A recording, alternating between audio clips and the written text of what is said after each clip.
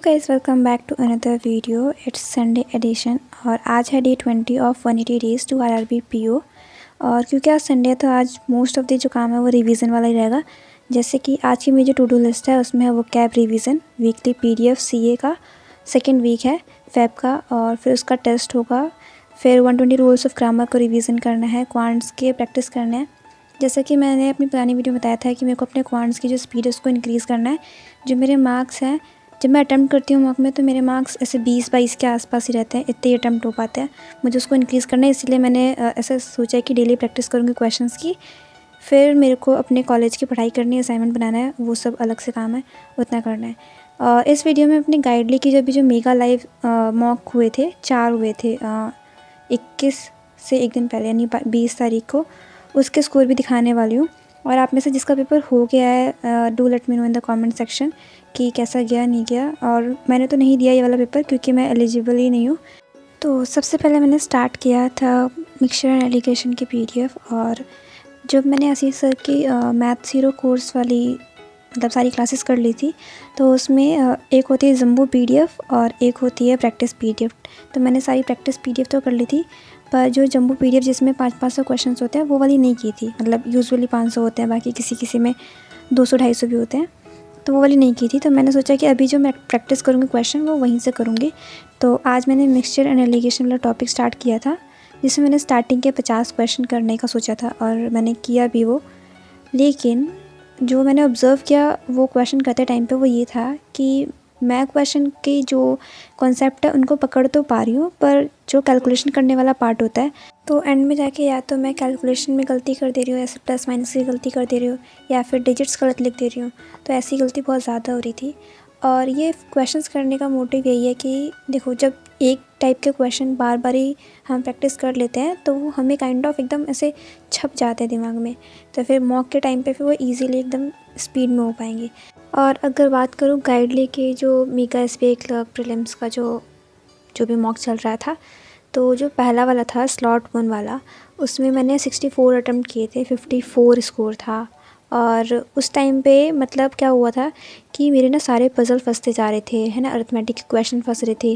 मतलब question solve कर ले रही हूँ पर आंसर मार्क नहीं हो पा रहा है क्योंकि आंसर कुछ और ही आ रहा है और ऑप्शन में वो है ही नहीं। तो मेरा बहुत ज़्यादा दिमाग ख़राब हो गया था पहला वाला देख करके।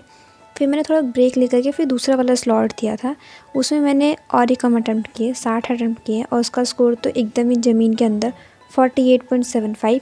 और परसेंटाइल्स देख करके तो मतलब मेरा रोना निकल गया, इतनी बेकार परसेंटाइल थी। इसमें परसेंटाइल 25.06 थी। Can you imagine it. फिर मैंने थर्ड वाला मॉक दिया था जो कि थोड़ा बहुत मैंने सही से दिया था, जिसमें फिर 79 अटैम्प्ट हुए थे पर 65.25 मार्क्स थे, तो उतना अच्छा तो नहीं गया। इसमें परसेंटाइल बनी थी 79। फिर मैंने लास्ट वाला मॉक दिया जिसमें मैंने एकदम 86 अटैम्प्ट कर दिए। एकदम मेरे को फुल कॉन्फिडेंस था कि मेरे इसमें मार्क्स तो 70+ चले जाएंगे, पर 0.25 मार्क्स से वो 70 क्रॉस नहीं हो पाए।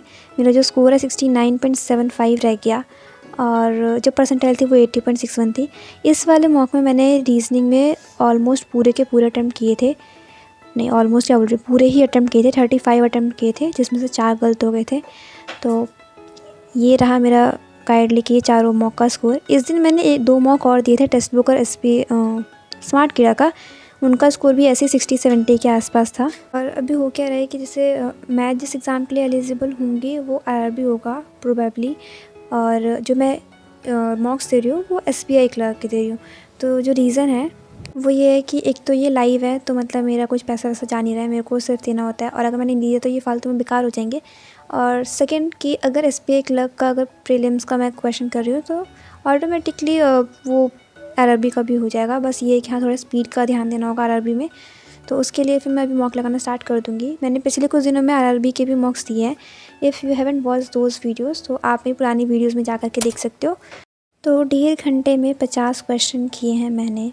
आई नो काफ़ी ज़्यादा टाइम लिया, पर वही है ना कि वो जो क्वेश्चन थे ना, सर ने जो क्वेश्चन डाले थे उसमें जो डेटा थे ना, वो ऐसे डाले थे ना, इतने गंदे डेटा थे, वो एकदम कट नहीं रहे थे। जैसे रेशो दिया हुआ है तो वो रेशो कट नहीं रही है, वो पॉइंट में आंसर आ रहा है, ऐसे वाले क्वेश्चन थे वो। और उसके बाद फिर मैंने स्टार्ट किया वोकैबुलरी का रिवीजन करने। तो ये वोकैबुलरी वो है जो मैं एडिटोरियल करते टाइम पे नोट कर लेती हूँ, और जब मैं इसे रिवाइज़ करती हूँ तो मैं क्या करती हूँ, 2 हाइलाइटर लेके रखती हूँ। तो जो क्वेश्चन बोल रही हूँ, जो वर्ड मेरे को लगता है कि मेरे को बिल्कुल थोड़ा-थोड़ा याद रह जाता है, उसपे मैं एक बार मार्कर चलाती हूँ। जो वाला वर्ड मेरे को एकदम अच्छे से याद हो जाता है, उसपे मैं दोनों मार्कर चला देती हूँ। तो जब मैं नेक्स्ट टाइम रिवीजन करती हूँ तो मेरे को पता होता है कि जिस पे दोनों मार्कर चला है वो मेरे को अच्छे से रिवाइज़ हो रखा है। तो अगर मैं उसको स्किप भी कर देती हूँ तो इतना इशू नहीं होगा। पर जिस पे एक मार्कर चला हुआ है और जिस पे बिल्कुल ही मार्कर नहीं चला हुआ है, उनको मेरे को ज़्यादा फोकस होके पढ़ना है। तो इस तरह से मैं रिवीजन करती हूँ और जब नेक्स्ट टाइम रिवाइज़ करती हूँ तो जो रिवाइज़ मतलब जो अच्छे से याद होते जाते हैं उनको मैं फिर एकदम अच्छे से मार्क करती हुई जाती हूँ। तो इसके थ्रू जो है मेरे को लगता है कि मेरा रिवीजन वोकैब का ईज़िली हो पाता है और एक सिस्टमैटिक वे में हो पाता है। तो मेरे टीसीएस पे काफ़ी क्वेश्चन होते हैं कि टीसीएस क्या है और आपके जो बोर्ड पे टीसीएस और जो भी चार्ट्स लगे हैं उन्हें दिखाने का। तो आज मैं वो दिखा रही हूँ। तो इसमें basically table, square, cube, percentage, fraction, mensuration के फार्मूलाज है ना, क्वाड्रेटिक के कुछ शॉर्ट ट्रिक, ये सब कुछ मैंने लिख रखे हैं जो भी चीज़ें मेरे को ऐसे रिवाइज़ करनी होती हैं। तो ये आप देख सकते हैं। बाकी तब तक मेरे को बताना कि आपकी पढ़ाई कैसे चल रही है और क्या क्या पढ़ा आपने, नहीं पढ़ा। और कोई इशू होगा तो यू कैन कमेंट में बिलो, अगर मेरे लायक वो होगा, अगर मुझे पता होगा तो मैं बता दूँगी।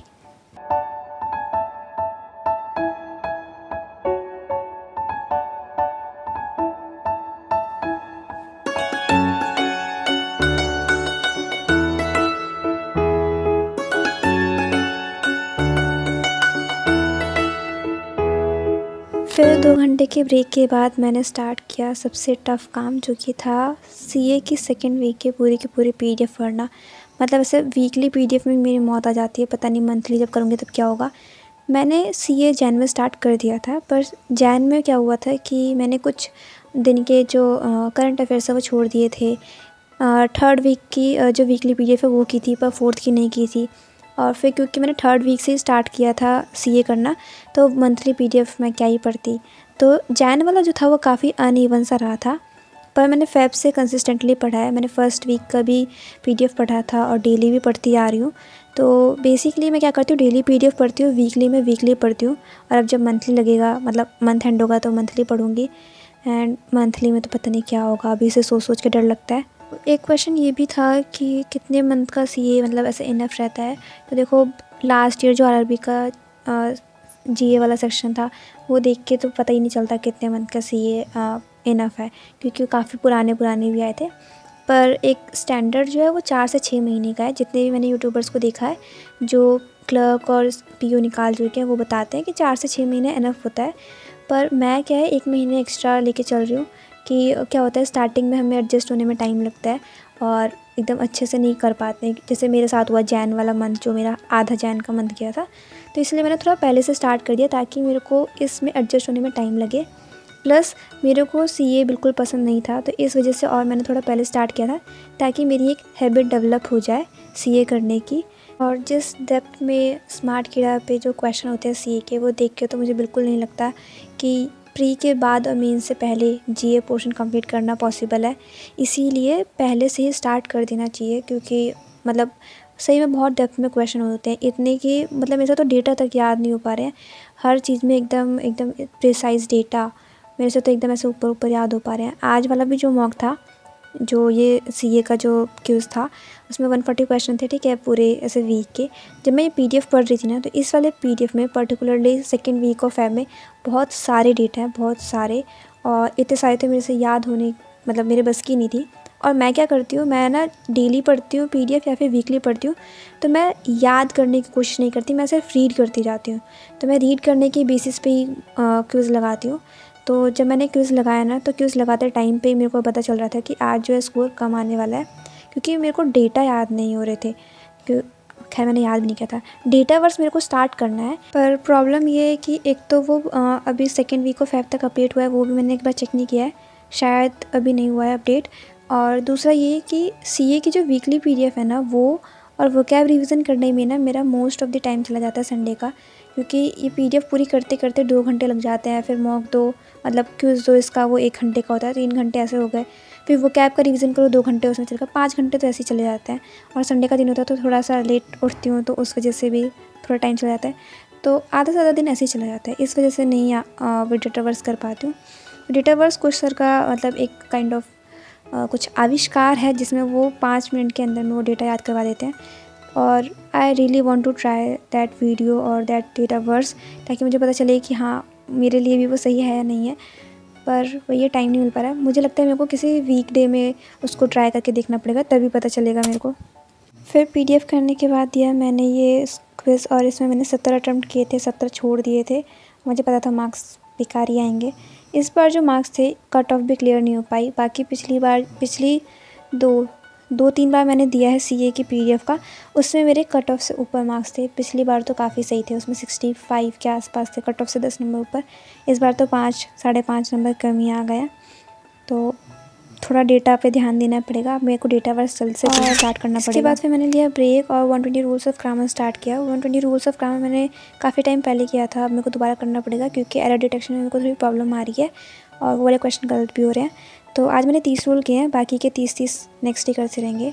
उसके बाद किया मैंने अपने कॉलेज का असाइनमेंट और कॉलेज की पढ़ाई, और क्योंकि एग्ज़ाम आ रहा है तो कॉलेज का भी पढ़ना पड़ेगा। इस बार तो GSTR प्रोग्रामिंग पता नहीं क्या क्या दे रखा है। So yeah, that's it for today's video. Hope you liked it. If you liked it, please do subscribe.